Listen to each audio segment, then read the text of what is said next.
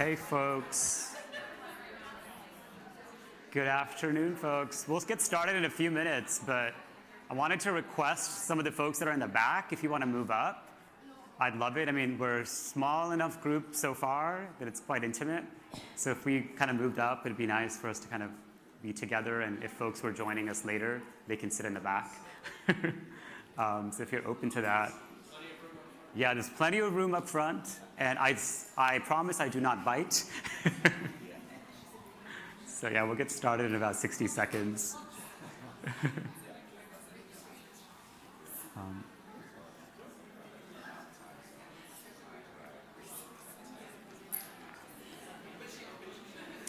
Wonderful.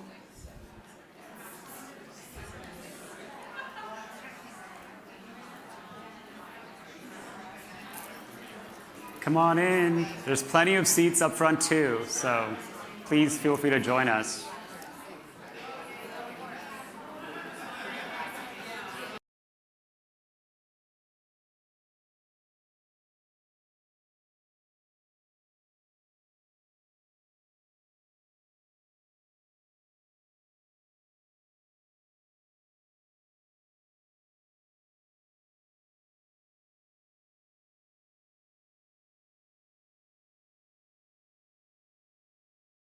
Welcome, welcome, welcome.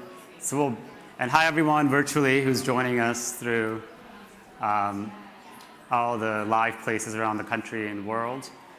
So it's so great to be here. Thank you so much for coming. I know other folks will just join, but I wanted to, sure. Yeah, that'd be great actually if we can close maybe one of the doors in case people are joining us. That'd be great. So welcome, my name is Gupta. I'm the founder and CEO of Be More with Anu, which is also a certified benefit corporation since 2019. What we do is we are an education technology company that empowers organizations to actualize their diversity, equity, inclusion, and belonging objectives by trainings, education trainings that are on demand. And I'm a scientist and a lawyer by training, as well as an educator. And I'll tell you more about that. And today, I'm just so grateful that you're all here. I hope it's going to be a treat. We'll be speaking about, two sides of the same coin, racial equity and wellness together. I'll share a little bit more about, what I do, how we do it. Also, a really cool collaboration we'll be doing with B Lab that'll be open to all of you here. So please stay posted for that. And then before we begin, I just wanted to say a few things that I have left about 15 minutes for questions towards the end. There will be some interactions, and of course, as questions or comments arise, feel free to raise your hand. We're a small enough group that we can get to them. But I wanted to say two things. First, there are no bad questions. There are no wrong questions. There are no stupid questions. Questions are questions. If you're thinking it, I really, really welcome it. Please don't be afraid to ask. And the second thing I want to say is that I don't have all the answers. I don't have the answers for everything. I don't claim to have the answers, but I have an answer. I have a way of looking at this work, and it's a little different. So I really invite you all to come with an open heart and an open mind as we jump forward. So with that, let's jump right in. Racial equity and wellness. So before we begin, I just want to invite you all to just, we'll do a short mindfulness exercise. This is really a critical component of everything we do. Also, there's been so much talk, so many connections. Our hearts and minds have been elevated, ups and downs. So I'm just going to invite us all to just center ourselves. So, folks that are joining us, come on, there's lots of space up front. Don't worry about disturbing folks. We're all a big family here. So just inviting you all to come to a comfortable seated position. You can place your feet on the ground below you. You can rest your hands on your lap or on your knees. And if you're comfortable, you can bring your eyes to a gentle close, or you can place your gaze at a stationary point in front of you. So for the first few moments, just beginning to become aware of your breath, your inhales and your exhales. Breathing in, breathing out. And using that breath, that inhale and exhale. If you've come come in. We can sit down wherever up front. For those of us who are resting within, it's also a chance to notice what arises in our minds. Breathing in, breathing out. And now really bring awareness to what's happening in the mind. Perhaps there's thinking, that lingering conversation from a previous session. Perhaps there's planning, all the things you want to do. Or perhaps you think this is silly. So there's this judging mind that's come in. That's okay. Notice it. Thinking, planning, judging, whatever it is. And then once again, see if you can bring your attention and your awareness to your breath. Noticing that breathing in, breathing out. And really using that breath to bring a sense of openness, spaciousness into your body. If there's any tension anywhere from the top of your head to the bottom of your feet, really finding a little bit of a softening, a joyous softening. And as you rest in this body, for each one of us, which is our ultimate home, our bodies, just see what arises in your mind after I pose the following questions. Why are you here? What brought you to this session? And again, if the mind goes into thinking, that's okay, but see if you can just observe what arises. And then letting that go. What is equity to you? Once again, just noticing any words, any associations that may arise for you as you hear that word equity. What is equity to you? Once again, just noticing them, observing them, and letting them go. And lastly, what is wellness to you? Breathing in, breathing out. Once again, just observing what pops up in your mind and letting that go as well. And then in these last few moments, just bringing your attention back to your breath and finding a sense of relaxation and rest. And then after your next exhale, you can bring your chin to your chest, stretching the back of your neck. And then if your eyes were closed, you can open them and come back to our space together. Welcome back. For those of us that have just joined us, welcome. There's plenty of space up here, so feel free to join. I do not bite.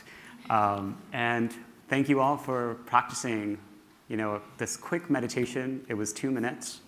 Meditation is really the foundation of the work of breaking bias. There's some stickers around on tables. Feel free to take some. And it really helps us kind of move from our place of our heads and integrates us with our bodies and our hearts. So we'll talk more about that. But I asked you all to do a quick inquiry.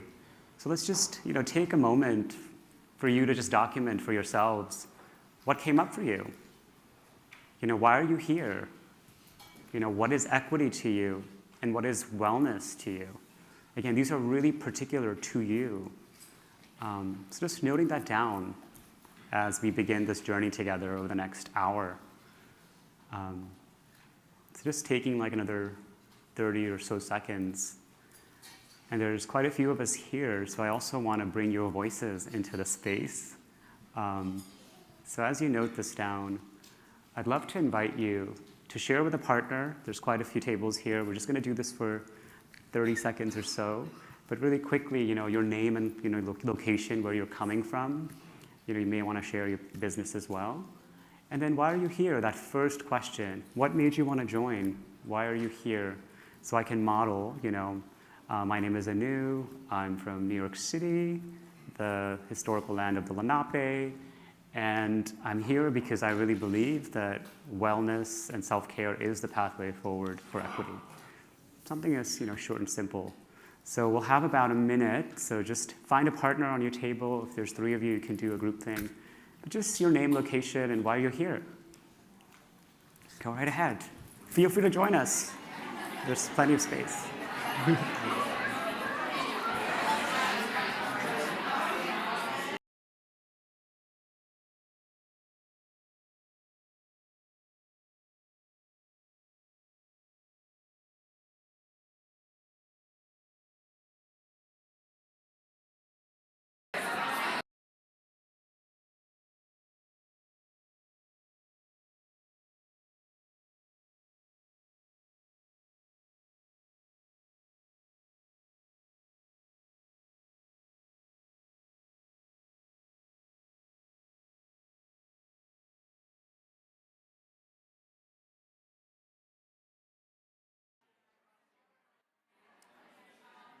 So if the second person hasn't gone, feel free to switch partners.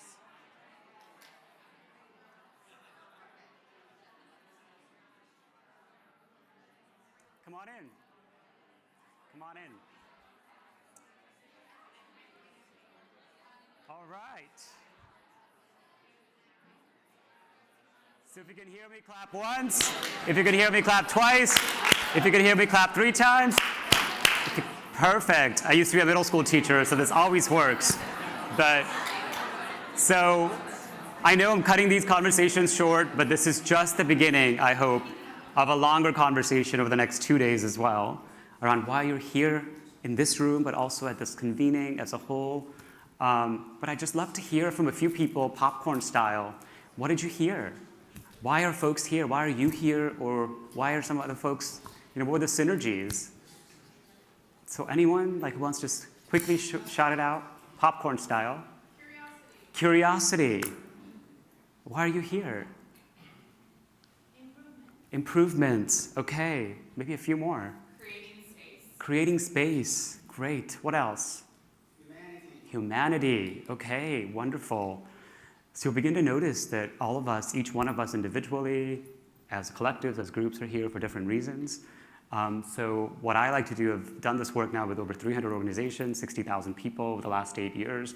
And one of the reasons around DEI work, the reason why it's not as successful despite the data, despite the science, despite the passion and the commitment even, is because it induces this thing called shame. And shame is one of those things that prevents us from moving forward, and it just pulls us back. It retracts us. So I just have 5 shared agreements that I hope we'll all follow in our space together. So the first one is really using I statements, through our interactions. So I think, I believe, in my experience, I have learned, versus using the royal we. So no need to feel like you're not polite here. So I hope we can agree to that. Second is really commitment to dialogue. So dialogue has, I like to use the research of the shame scholar Brené Brown. Many of you may have heard of her. So she talks about dialogue as something that's really important, but has 2 wings, kindness and understanding. So really extending that to ourselves, giving ourselves the benefit of the doubt, and also to others. So I hope we can agree to that. Third is staying present.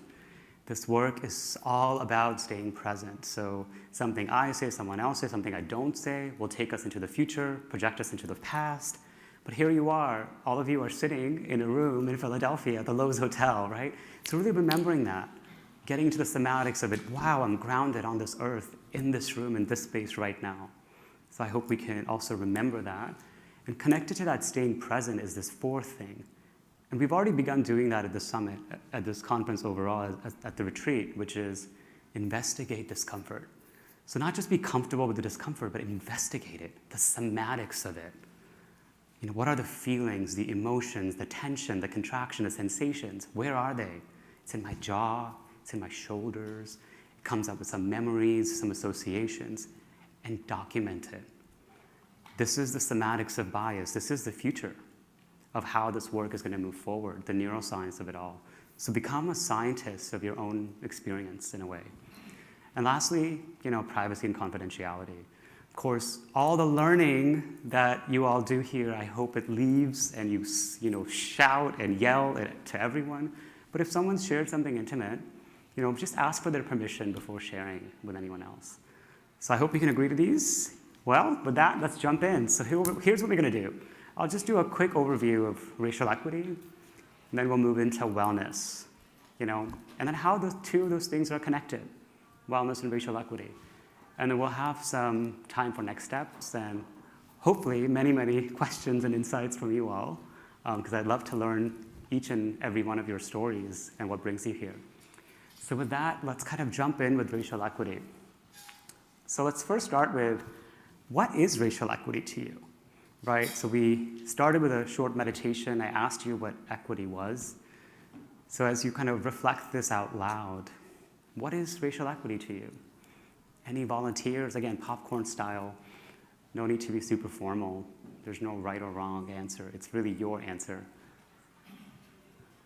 Leveling the playing field. Leveling the playing field. Wonderful. Opportunity. Opportunity. What else?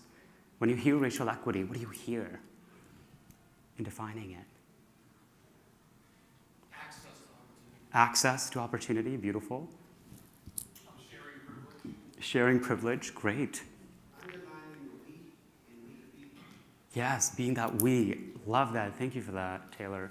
So this is exactly what it is, right? So each of us is really coming at it from different places. So as a scholar on these topics, there's so much research on equity, but the way we really think about equity and defining it is really embedding fairness within the practices and policies of institutions and organizations based on the needs of historically excluded people. So kind of like lots of different layers here, but if you think about it, diversity, which is something that's close to all of our hearts, and all of us have diversity within our own humanity, that's really about representation, being seen. And then inclusion is really about equality, sameness. We all have access, regardless of our diversity. Equity goes a step further. It's not about equality and sameness. Of course, it's part of it, but it's really about fairness based on the individuality of people. So when it comes to racial equity, if this is equity, who are some of those historically excluded groups in your country, in your community, in your society, right? So that's where we begin to think about racial equity in terms of really defining this idea of equity. I'm from the US, I work in the US around these issues. For us, it's really BIPOC communities when it comes to racialized folks, right? But it could be different, whether in France or Germany or Morocco, wherever else. So with that, I am sure at least one of you, if not more of you, are wondering, why is this Indian man who happens to be a lawyer standing in front of us talking about racial equity? And don't lie, I know I would ask that question if I were sitting in your chairs right now. It's like, who is this dude? How did he get here?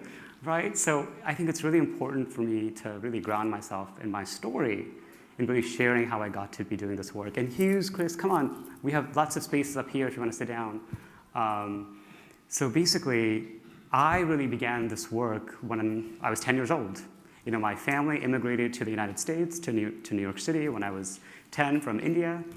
And immediately coming here, I felt like I was different, right? So for me, the process of immigration was really around being bullied for being different, for having an accent, for my name, for the way I walked, the way I talked, the whole gamut. To the point that I would walk down the streets of Flushing and then Brooklyn, people would be like, go back to where you came from, Osama bin Laden, particularly in light of 9/11. Lots and lots of microcuts, that I experienced. And for me, my young mind as a teenager, for me, what was important was I assimilate. Assimilate until the only thing I knew, which was the dominant identity, which was whiteness in the community I grew up in. Changed my name to Andy, just basically pretended to be white and started doing things that would validate my existence, which is seeking all these degrees, getting good grades, getting all these accolades. I mean, a lot of you can identify. I see lots of people nodding their heads. And then in college, I started working for an organization known as Teach for America. I think a lot of you folks know about that. And I was a recruiter for them. They trained me to talk about education equity, and I would be giving about, 10 to 20 presentations every week to classrooms, very much like this, around educational inequity. And of course, as I was talking about getting, privileged students to go become teachers and underprivileged, marginalized communities across the country. I was talking about myself because I went to those schools, New York City public schools, right? And that experience really made me into learning more about inequity, right? That's how I became aware of it, and as a big nerd as I am, started just reading about everything and anything I could possibly find on educational inequity, racism, institutional racism, you name it. But that journey led me to make activism as an identity, right? So for me, I started believing everything I read and started seeing everything around me as racist, everyone around me as racist, separating myself. I couldn't really have conversations with my family members, with my friends, because I would be like that Debbie Downer. Like, oh, it's because of this, it's white supremacy culture, it's this, it's that, all the time. Basically canceling people, being cynical, and outsmarting them. I went to law school, by the way, so I know the art of outsmarting people. I've been trained in it, actually. But then I'd go home, and I'd look at myself in the mirror, and I was just a wounded soldier. Even if I won all these awards or whatever, no one wanted to be around me. I was just like this critical person. And also, I wasn't mentally, physically, and emotionally well. I would have hives break out. Every year, I'd have 3 or 4 sinus infections. I was just sick. And in 2009, which was 14 years ago, I found myself on the ledge of my 18th floor apartment building, about to jump off. Literally, I was so unhappy because of all the things that were that happened to me and also around me. Soon thereafter, I'll continue that story, but I found this quote by Thomas Merton, who's an incredible contemplative from the 1960s, also an activist in so many ways, and what B-Lab really stands for around racial equity and environmental sustainability. And he wrote, "There is a pervasive form of contemporary violence to which the idealist most easily succumbs: activism and overwork. To allow oneself to be carried away by a multitude of conflicting concerns, to surrender to too many demands, to commit oneself to too many projects, to want to help everyone in everything, is to succumb to violence. The frenzy of our activism neutralizes our work for peace. It destroys our own inner capacity for peace. It destroys the fruitfulness of our own work because it kills the root of inner wisdom, which makes work fruitful." So I found this literally 3 or 4 months after that fateful night, and this was me. Now you're wondering, well, what happened? Well, I'm here. I'm not a ghost. Flesh and blood, right here. Well, I don't know. Moment of grace, right? Got off. I had met someone who was a queer Asian American woman, worked in issues of racial equity, who had just given me her number in passing. I called her. She lived really far from me, but she ended up showing up in my apartment in 5 minutes. Talked me out of it. Talked me out of it. Moment of grace. I have no other explanation. And my journey of healing began. I had to acknowledge I was unwell. And I was not unwell because of stop and frisk policies in New York City, which I was protesting. I was not unwell because of mass incarceration or enslavement of African people or genocide of indigenous people or colonialism, because none of that shit happened to me. Right? In my body, it didn't happen to me. And yet there were things that did happen to me. Right? So I was using activism as an excuse to escape my own pain and thinking that, oh, if I fixed all those things, I would feel better. And I realized, no, if I had to really go inside and heal what was hurting me, right? And that's where I had to get out of my mind. So degree disease was all about seeking external validation, which is important because we need to be able to explain why things are happening. But then also, there's a soul disease, which we don't talk about, particularly people that are doing activism work, whether it's sustainability, climate justice, or DEI work. And that is where I had to move the inner gaze to. So talk therapy, a whole lot of different modalities, somatic modalities, EMDR, you name it, I've tried them. And they're super helpful, right? Super helpful to really support me on my journey of taking a second chance, but then also building that fire to then be able to do this work effectively and sustainably at this time, which is what we're going to get to, through finding healing within. So when my friends or my students or the community members come to me, when I turn on the television and watch, another, innocent Black person being killed by, state violence or something else, I can feel the pain, cry with the pain, and yet also access the wisdom to know what my role is. Not get carried away, not get pushed off my center. Both and, right?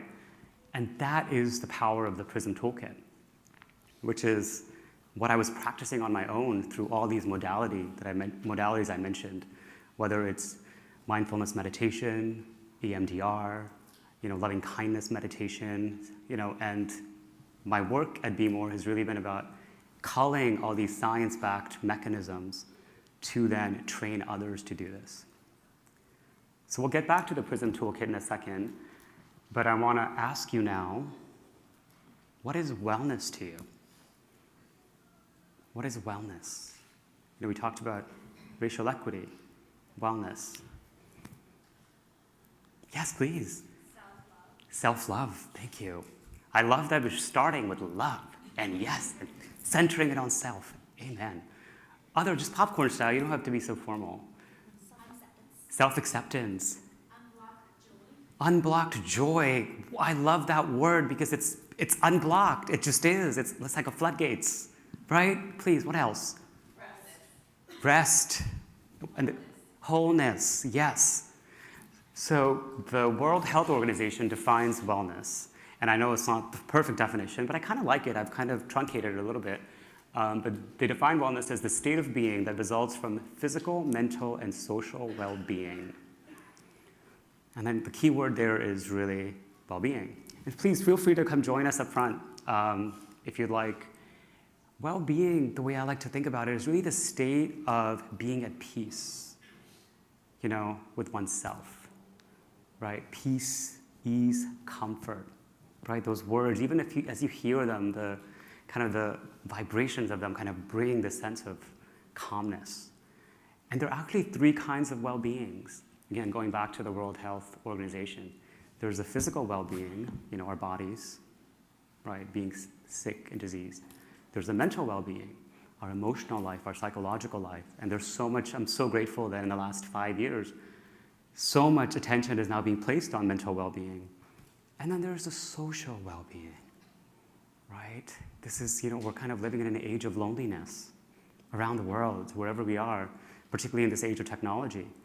It's our well-being, our connectedness to our families, our friends, to our communities, to our businesses, to this network.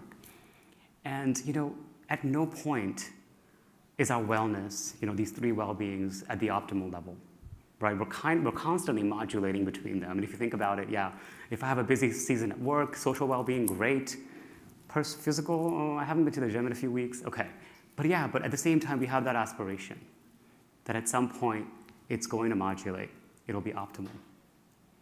And for us, for me, this is kind of the work of racial equity. Personal and relational, right? And for me, the way that work really came into being is through the power of meditation. All those other modalities, super important. Learning is super important, but we're still staying in the head, right? And for me, as I shared with you, I became a certified meditation and yoga teacher, not to teach it ever. I was still lawyering, but I did it for myself. But then I realized that the tools I was using in the meditation classrooms, neuroscientists were studying to show all sorts of other benefits. And that's where, for me, this is what the opportunity is for us to really blend that in our work of racial equity, or equity in general, gender, sexual orientation, gender identity, disability, class, you name it, all across the board, right? Because what it does is it allows us to notice those stories that have become internalized. That's what I had to do for myself. When I was on that ledge, basically, I had believed all those stories about my humanity, Literally was like, oh, I succumbed to them. But then I was like, oh, these are just some stories some people made up about me. They ain't true. Okay. And yet, we fall into that trap over and over again. So then it becomes a practice. It really becomes a practice. And then we start letting go of shoulds. This is what, I mean, if you notice how many times a day you say shoulds, and I've been doing this for 5 years now, just noticing shoulds, every day, at least once. Whenever you hear the word should, it's a red flag because it takes us away from the present, right? So really thinking about creative ways to really transform those shoulds to how things are right now and where we want them to be. So we don't should reality as much. And then really experiencing the joys and sorrows. And ultimately, as I like to say, the longest journey we'll each ever take is from our heads to our hearts. I'll say that again. The longest journey we'll ever take is from our heads to our hearts. So, I've worked across the world in Bosnia and Mexico, in South Korea and Taiwan, on issues of human rights, some of the most atrocious places, horrific crimes. And yet, as I shared with you, I could run away everywhere, but I couldn't run away from myself until I found that center. And this isn't just possible for me, it's possible for all of us. Every single one of you as well. And the way to get there, once again, is really practice. It really takes 8 weeks of daily practice to build a new habit.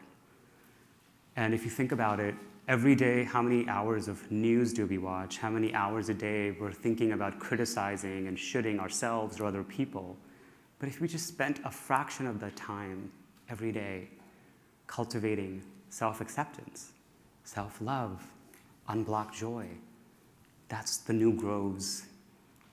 Someone on the stage said, neurons that fire together, wire together. So that's what we're doing, really firing new neurons and building new habits to really break, biases that ultimately create inequity. So how do we do that? So this is where the Be More journey comes in. This is the framework that we've created. And so I basically went on a 5-year journey of just self-introspection and healing. And in 2014, I was like, well, as a lawyer, I realized that we can change all the policies in the world we wanted to do, right? This was pre-Black Lives Matter, pre-Me Too.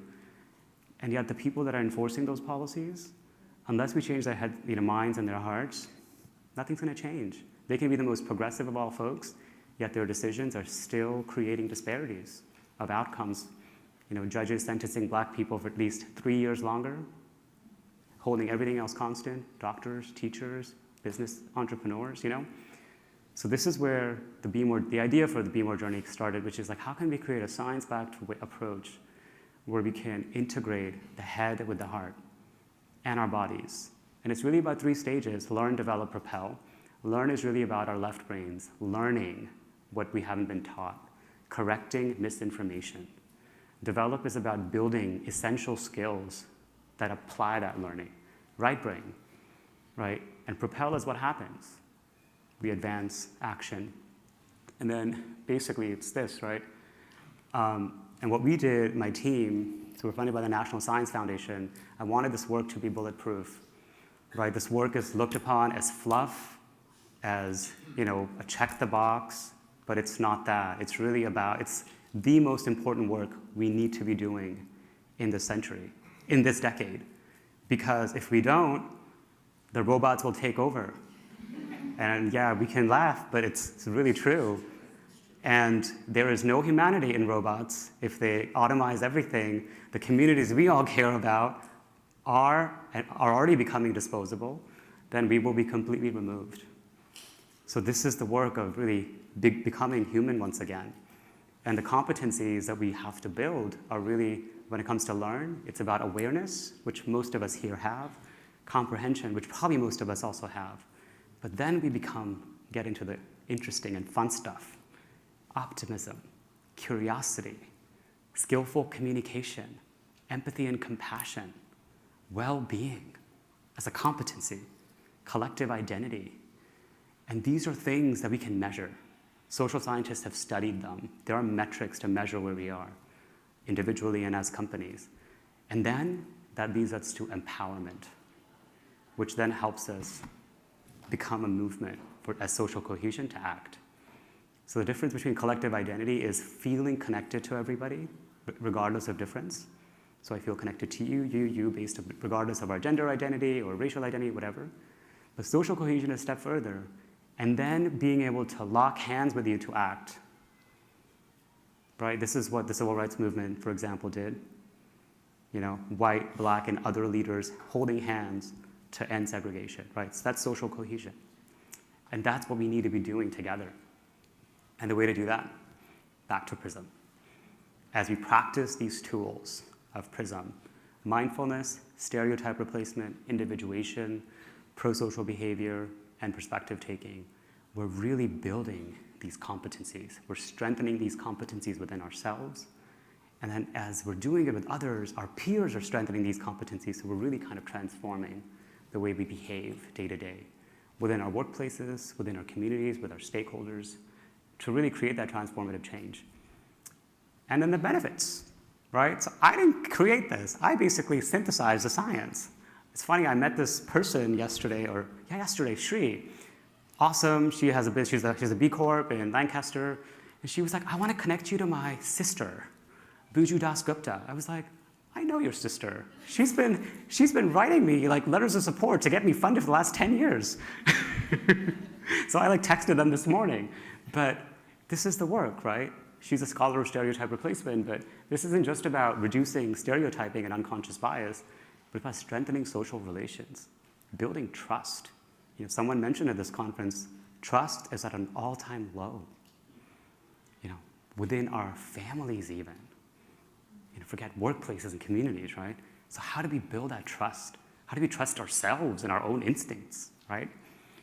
And then, of course, things like positive emotions, managing stress, anxiety, you know the whole gamut of mindfulness around this stuff. And this is what our elders did. This is what our elders have been doing and our ancestors have been doing. Now, because we live in a very like techno-scientific world, we need to be able to show it with science that this works, but this is literally what they've been doing. Thomas Merton, when he wrote that, you know, Audre Lorde, His Holiness the Dalai Lama, Dr. King, Grace Lee Boggs, you name it, the names continue.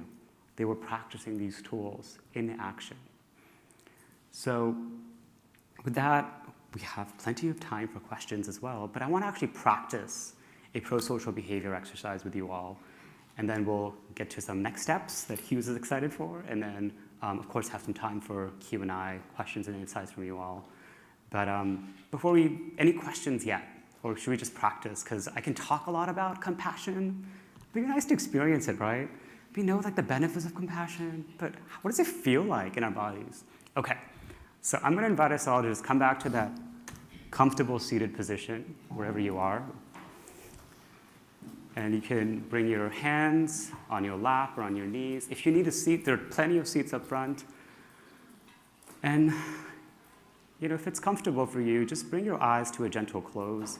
This will be a visualization exercise. But if not, you can also place your gaze at a stationary point in front of you, something that isn't moving. And for the first few moments, just go inwards, you know, letting go of all that's been stirred up by all the words and ideas you've heard so far. I promise you can go back to them later. Just taking the next few inhales and exhales to bring a sense of ease and openness to your body. Breathing in, breathing out. Finding a sense of openness in your chest, your jaw, your hands, your feet. Relax, release. And as you bring your attention to your breath, bring to mind an image of a living being, a person, a human, an animal for whom you have unconditional love. It could be a spouse, a child, an ancestor, elder, someone who just sparks joy when you think of them. And notice this being in the window of your mind, smiling at you as you smile back at them. And as you visualize this being, see if you can send them the following well wishes. May you be happy. May you be healthy. May you be safe. May you live with ease. May you be happy. May you be healthy. May you be safe. May you live with ease. Just repeating these well wishes to this beloved being of yours as they smile at you a few more times. May you be happy. May you be healthy. May you be safe. May you live with ease. And just noticing this beloved being of yours really receive these well wishes from you. And really thank you for holding them in such high regard. As they slowly dissipate from the window of your mind, and in their place, bring an image of yourself as a 5-year-old child. It doesn't have to be exact. Just this little being, this younger being that you once were. And notice this being too in the window of your mind. Smile at you as you smile back at them. And see if you can share with this little being those same well wishes. May you be happy. May you be healthy. May you be safe. May you live with ease. May you be happy. May you be healthy. May you be safe. May you live with ease. Just repeating these well wishes once again to this little being you once were. And perhaps changing the you to an I, and really feeling an integration with this little being that you once were to this wiser being that you are today. May I be happy. May I be healthy. May I be safe. May I live with ease. And just repeating that a few more times to yourself. May I be happy. May I be healthy. May I be safe. May I live with ease. Just gently letting go of the little boy, little girl, little child person you once were, and really feeling these well wishes in each and every cell of your body. These noble intentions for your own well-being. And as we come to a close, just sharing those same well wishes to everyone here in this room, at this retreat, in the city of Philadelphia, in our country, and even in our world. May everyone, all beings, all living beings, those that have passed, may we all be happy. May we all be healthy. May we all be safe. And may we all live with ease.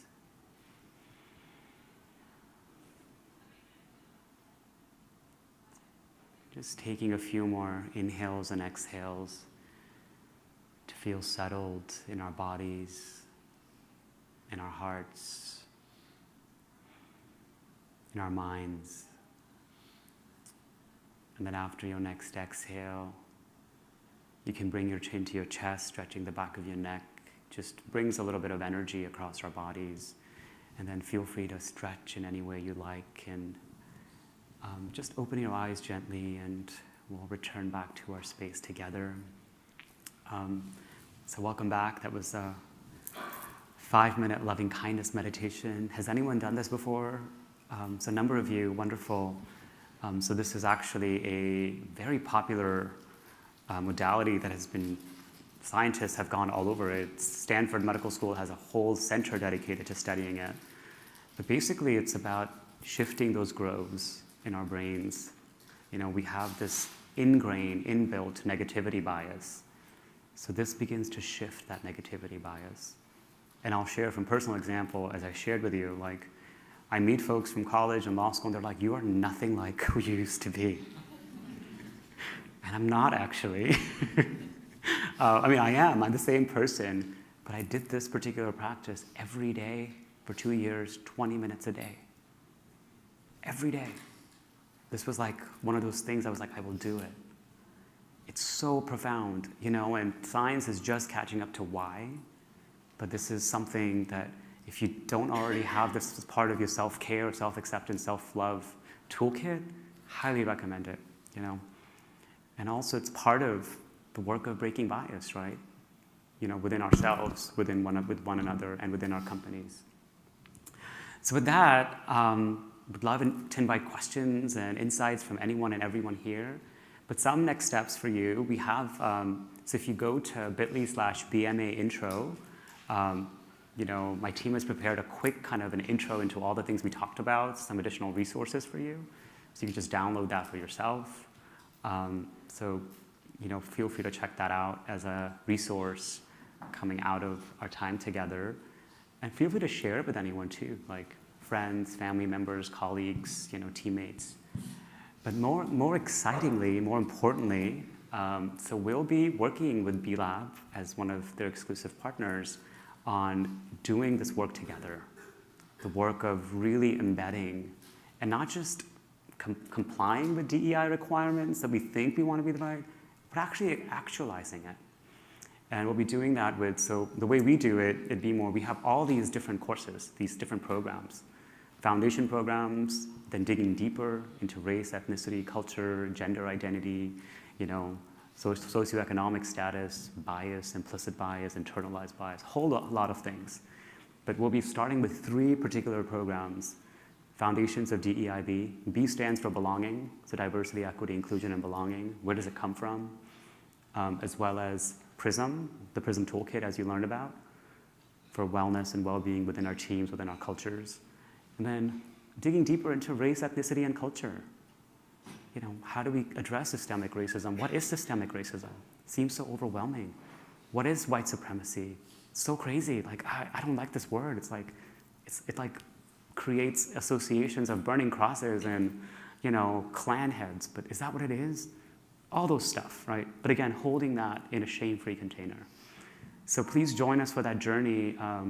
So the B-Lab team wants to invite you to sign up for the learning journeys. If you or anyone on your team, your organizations, so this is a QR code where you can just fill out a quick form and they'll add you to it.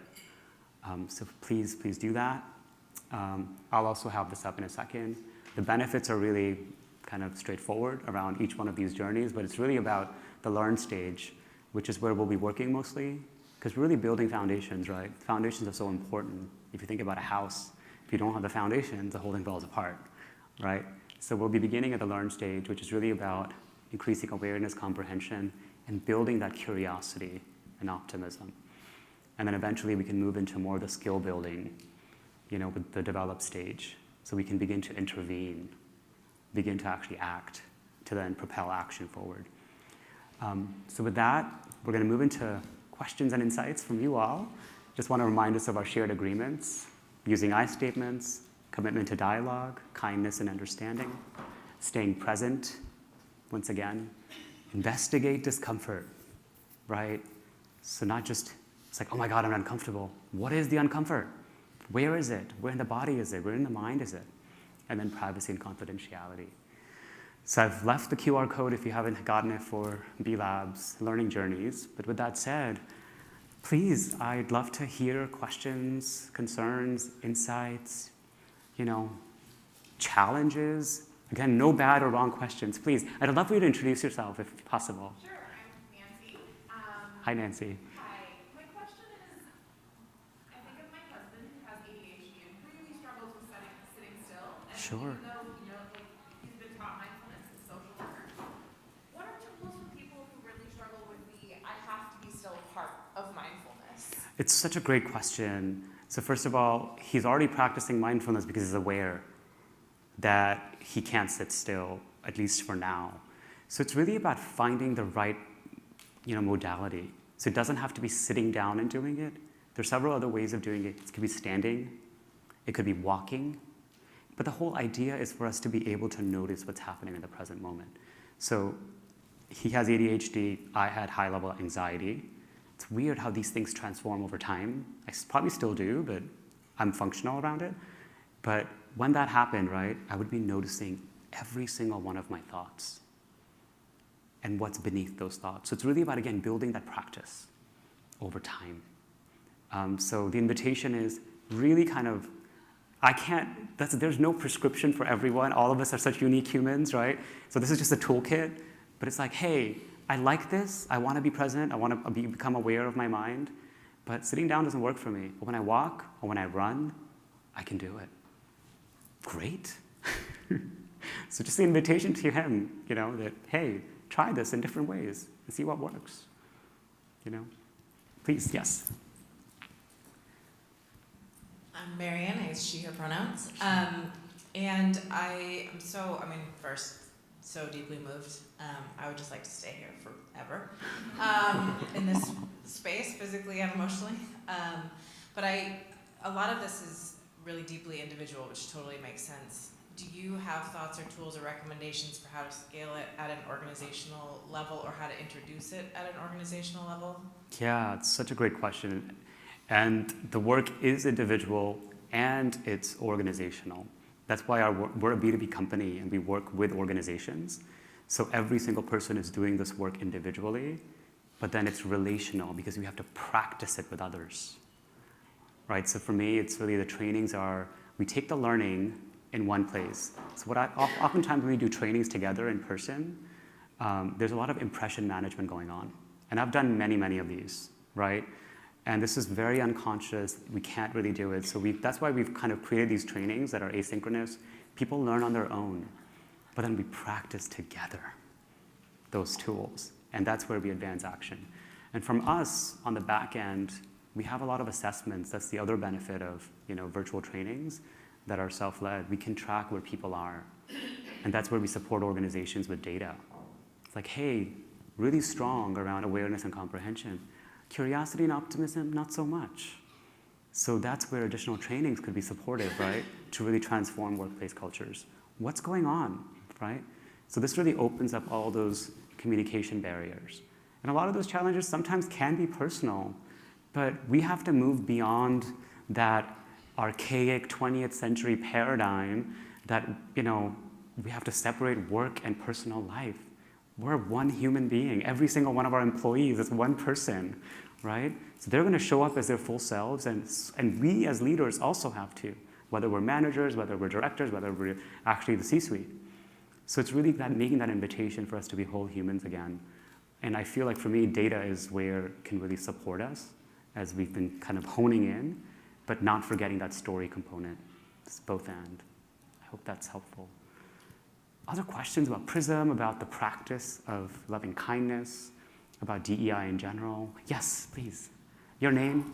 My name is Christina. Christina. How do you work with individuals within organizations? Thank you. How do you work with individuals within organizations that have religious practices that might or might not be accepting of your mindfulness approach, or to a degree maybe even incorporate it but in a different form, using different language, etc.? Sure, it's a great question. And for us, the work, again, this is not the way, it is a way. As I said, I don't have the answers. There's one way of doing this. And this is why we rely heavily on science. Like, yes, a lot of these practices come from Eastern religious traditions, Buddhism, Hinduism, Taoism, and others. And every faith and wisdom tradition in the world has a contemplative practice. This is what prayer is, in the Christian tradition and Jewish tradition. It's repetition of the same mantras, right? So instead of, may I be happy, one is praying to, a higher being. But with that said, if there's resistance, it's like, perhaps we'll meet you when that resistance has gone, right? Because we can't force things onto anybody, right? And for me, bringing that curiosity, tell me more. What are the assumptions that you have about this practice? Because we're just sitting here observing our breath.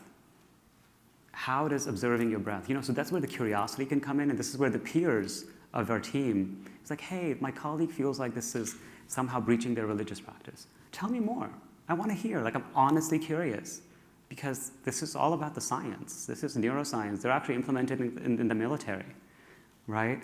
Headspace is a $1 billion company. Calm is a $1 billion company that's teaching these trainings. They're not religious people. They're actually hyper-capitalists, right? So I'm like, okay, tell me more, right? It's really about, again, using that competency to really, and then if folks are like, nope, not for me, okay. We can't force it on anybody. So bringing that compassion there too. Yes, please.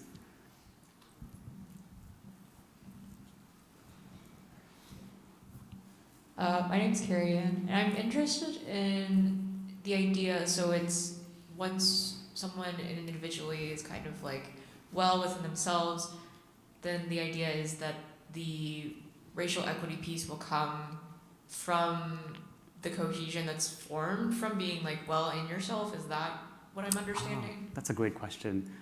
So this is really important actually. So I'm so glad you asked that question, because the racial equity piece, I didn't talk about race or what race is or what racism is.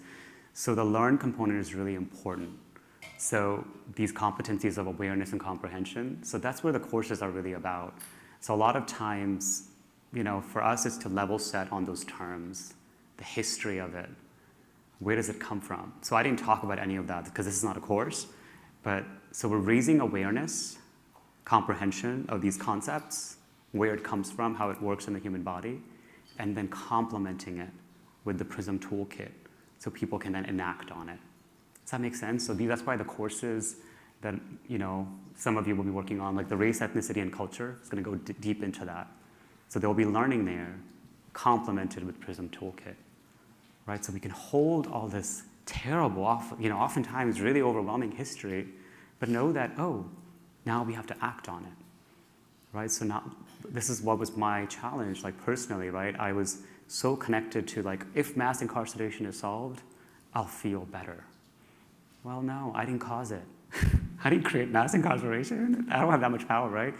But again, also understanding that mass incarceration is a result of shared perceptions of people in positions of power. People like all of us here, who then created policies that dehumanize certain human beings. Right? So being able to see it from that perspective, and then knowing that, we're shifting our own consciousness, and then influencing everybody in our spheres of circles to then understand the humanity of those people that are impacted. So we can begin to make those ripples over time. So does that help in really thinking about the theory of change? Or?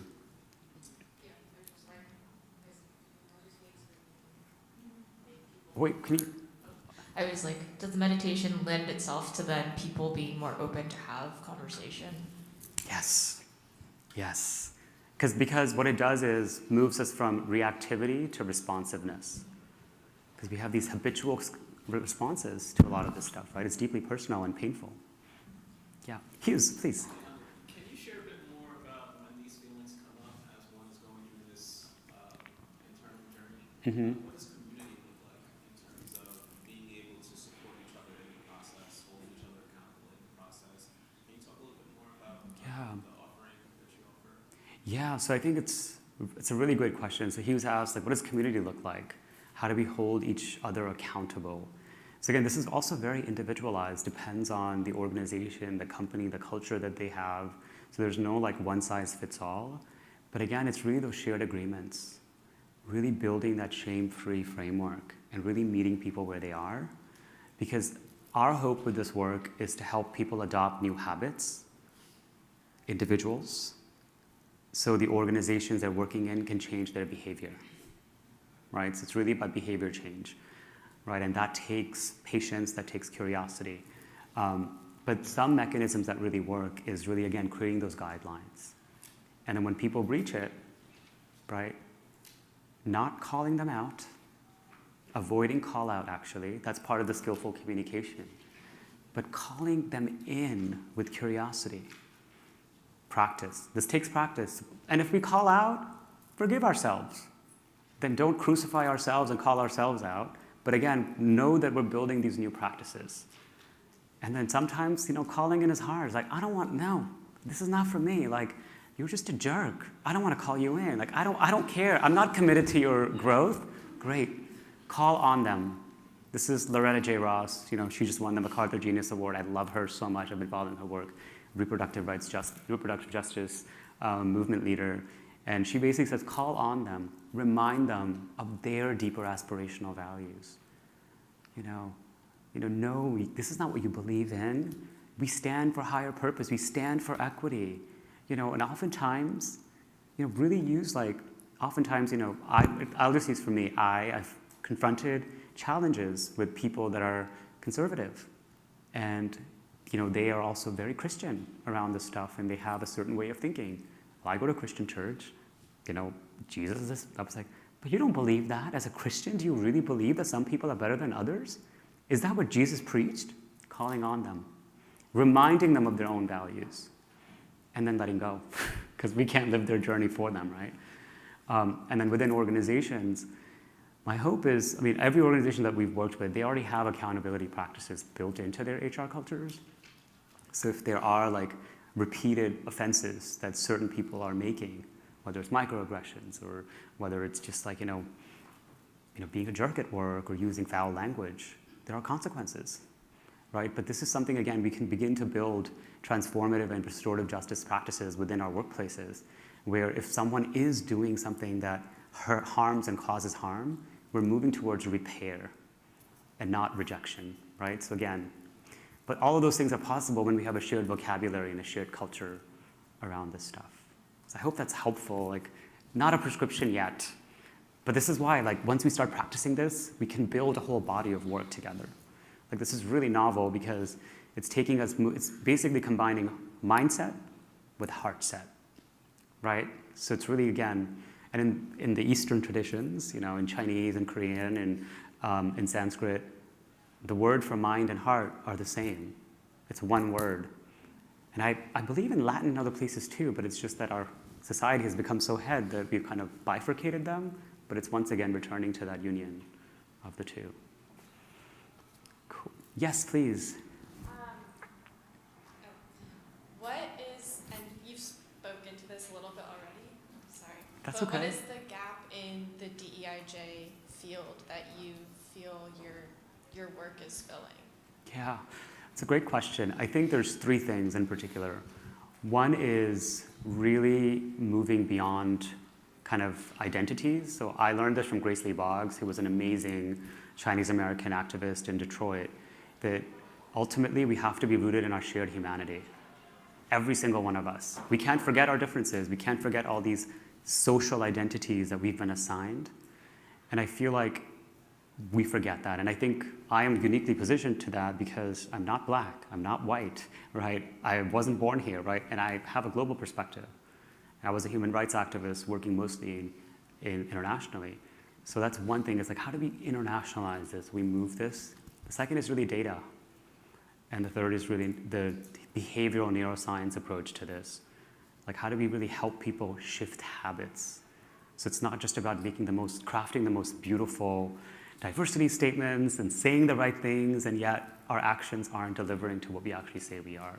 So helping, coaching, and ultimately it's really about building this movement, with B Corps like all of us, So I hope that's helpful.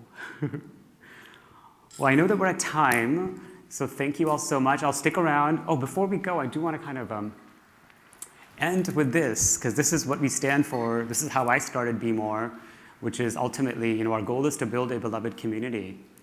And this will require a qualitative shift in our hearts and a quantitative shift in our lives. So Dr. King made this beautiful prescription for all of us. This is the blueprint where we want to be, beloved community. But how do we get there? Each one of us has to make these qualitative and quantitative shifts. So this is our work together. So thank you again so much for coming. I'll stick around for questions. Yes. I'll be here for questions. Feel free to add me on LinkedIn, reach out, grab some stickers, and really just